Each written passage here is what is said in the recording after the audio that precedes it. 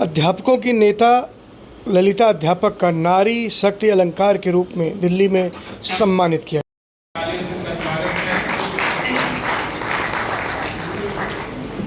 बहन जी बहुत ही अच्छा लिखते हैं। अभी शुक्ला जी ने बताया, देखिए और दीवाना कर दे शायद उसको जादू आए, शाखों को वो छू दे तो कांटों से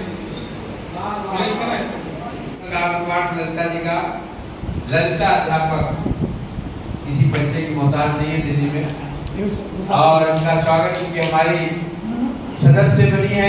पिछले 1 साल से इनको सम्मान होना था, आम सभा में भी नहीं आ पाए, तो जोरदार तालियों से स्वागत करें। आपने भी थोड़ा सा ट्रेलर देखा है, लाल किले के मैदान से लाखों की भीड़ में आपने आवाज दी पेंशन के लिए, पुरानी पेंशन बहाल हो, ऐसे शिक्षकों की आवाज उठाने में और एसएस के प्रभावों में हमें कई बार ने हम लाया, तुमने कहा कि आप संस्था के ये किया, उसमें तुरंत तैयार हुई और निश्चित है कि बहुत आगे जाएंगे। दाता की कृपा है, माँ वाणी की कृपा है और संस्था का आशीर्वाद है जो आज बैठे हैं। देखिए गुजरात से चलकर आए हैं, प्रवक्ता इंग्लिश और पूरे देश में घूमते हैं, शहीदों का प्रचार करते हैं। आज भारत देश विश्व गुरु की उपाधि पर रहा और हमेशा रहेगा।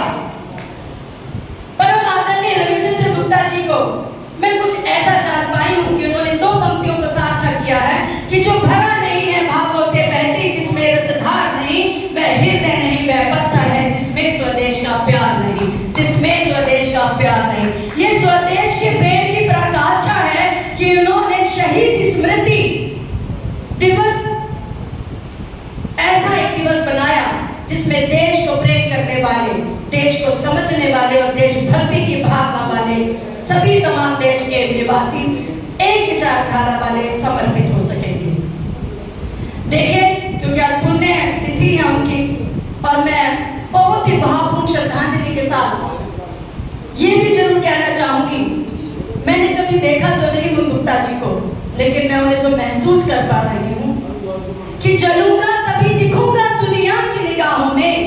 अरे जलूंगा तभी दिखूंगा दुनिया की निगाहों में, दिया हूँ बस यही सिखा सकता हूँ, दिया हूँ बस यही सिखा सकता हूँ। ये दिए की रोशनी है कि ईस्ट दिल्ली से, शहादरा से चलकर यहाँ लोग आए हैं। ये उस दिए की रोशनी है जो सूरज पर भारी पड़ती है कि तमिलनाडु से मेरे भाई यहाँ चलकर आए हैं। ये उस दिए की रोशनी है कि इतने अनमोल पल को अपने घर में परिवार को, जरूरी कामों को छोड़कर और मेरे वरिष्ठ बुजुर्ग सर यहाँ आज उनके भावपूर्ण श्रद्धांजलि देने के लिए उपस्थित हुए हैं। और कहते हूँ कि पल भर ही लगा इन्हें आसमाने में, अरे पल भर ही लगा इन्हें आसमाने में, और सदियां लगेंगी इन्हें भूल जाने में, सदियां लगेंगी इन्हें भूल जाने में।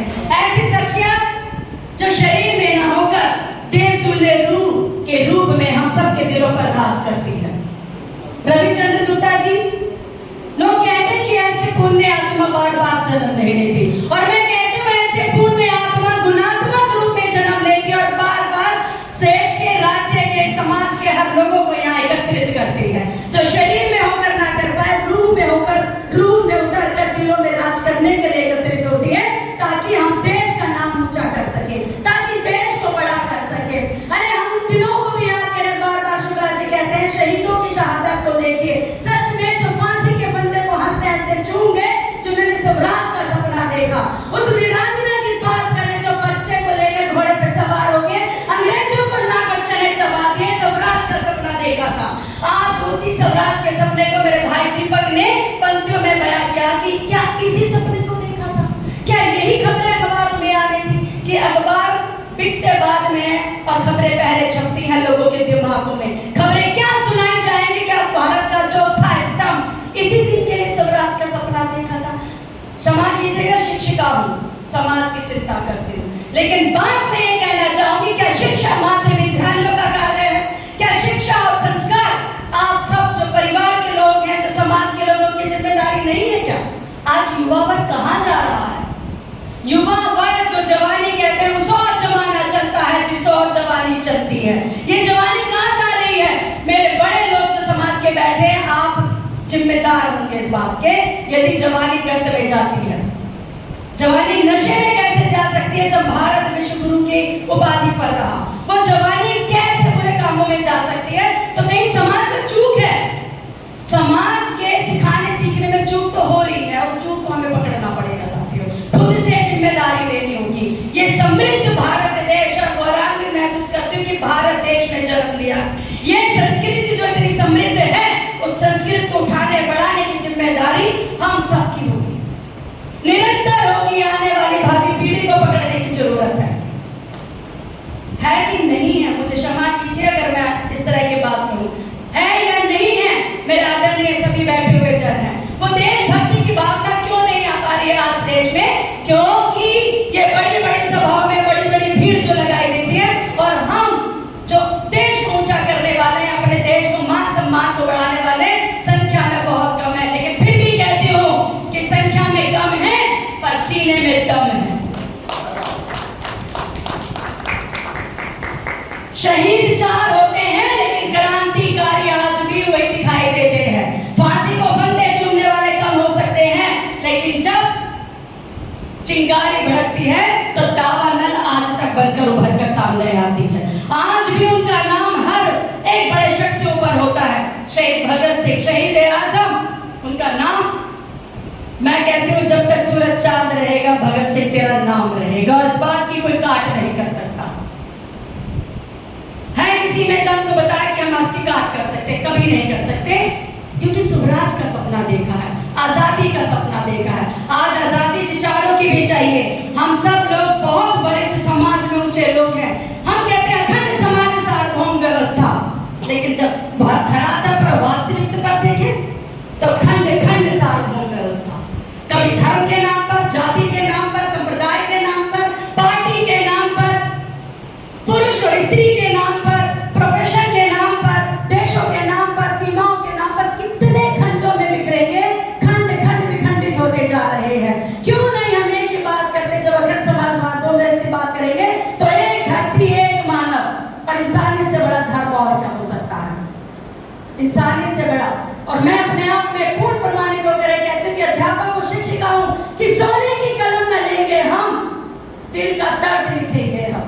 अरे सोने की कलम न लेंगे हम, दिल का दर्द लिखेंगे हम, मजबूरी में ईमान बेचेंगे, इतने सस्ते नहीं हैं, इतने सस्ते नहीं हैं हम।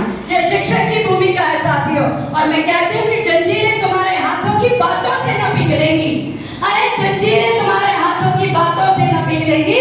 अब दिल की आवाज को हथियार बनाना होगा, दिल की आवाज को हथियार बनाना होगा, ऐसा हथियार जो समाज को एकजुट कर सके, जाति पाति के बंधनों से आजाद कर दे, धर्म की सीमाओं से पार कर दे। एक जो सपना हमारे रविचंद्र गुप्ता जी ने देखा था, उस सपने को साकार करने के लिए हम यहाँ उपस्थित हुए हैं।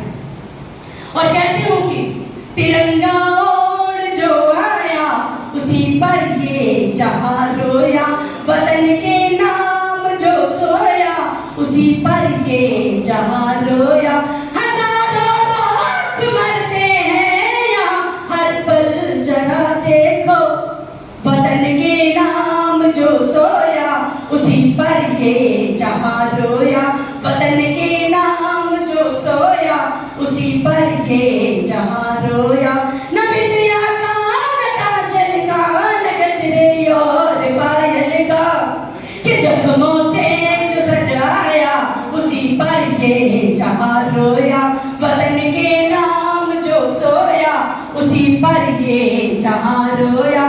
था अपने बाप का प्यारा, माँ का दुलारा था, बहन की आंख का तारा, बीवी का सहारा था, कि हिंद पर जान दे आया उसी पर ये जहां रोया, वतन के नाम जो सोया उसी पर ये जहां रोया।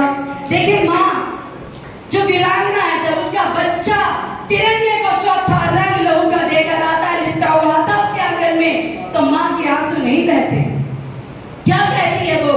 कि अश्कों की नहीं तुमको दुआओं की विदाई है, कि अश्कों की नहीं तुमको दुआओं की विदाई है, मेरी ही गोद में आना ये माँ की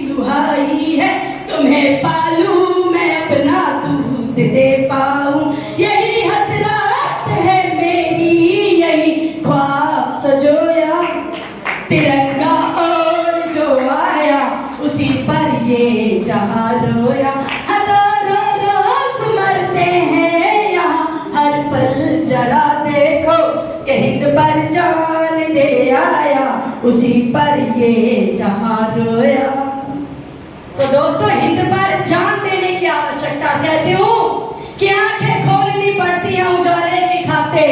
अरे आंखें खोलनी पड़ती हैं उजाले की खातिर। महज सूरज निकलने से रोशनी नहीं होती, महज सूरज निकलने से रोशनी नहीं होती। और अंतिम शब्दों में इतना ही कहना चाहूंगी कि मिली आजादी उसकी कीमत तन मन से हम चुकाएंगे। अरे मिली आजादी उसकी कीमत तन मन से हम चुकाएंगे। अपना जीवन वार वतन पर अमर इसे कर जाएंगे, अपना जीवन वार वतन पर अमर इसे कर जाएंगे। भारत माता की।